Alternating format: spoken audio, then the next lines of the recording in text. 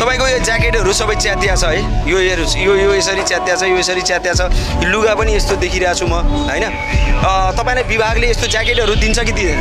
Jacket त दिन्छ, च्यातेको यही पाएको होइन, जे छ त्यही लगाउनु पर्ने बाध्यता छ। हजुर हजुर। कति घन्टा ड्युटी गर्नुहुन्छ? हाम्रो अहिले यहाँ प्रहरीको 18 घन्टा 20 घन्टा जति पर्छ। एउटा कुरा बताउनुहोस्, कति घन्टा ड्युटी गर्नु पऱ्यो?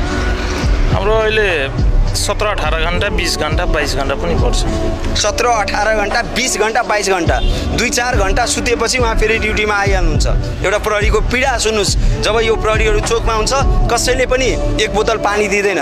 यदि कसैले इनकेस ल दाजु धेरै घाम छ, धेरै गर्मी छ, ल एउटा रेडबुल लिनुहोस् भनेर दियो भने कसैले फोटो लिन्छ अनि देखाउँछ यो प्रहरी त घुसखोर हो, यसलाई कारवाही हुनुपर्छ। सजिलो छ नि प्रहरीलाई बदनाम गर्न, प्रहरीलाई टार्गेट गर्न धेरै सजिलो छ, किनभने अहोरात्र उहाँहरू समाजको फिल्डमा तपाईँ हाम्रो बिचमा बस्नुहुन्छ। सर, यदि प्रहरीको जागिर छोडेर कहीँ अन्तै जागिर गर्ने अवसर पाउनुभयो भने के गर्नुहुन्छ?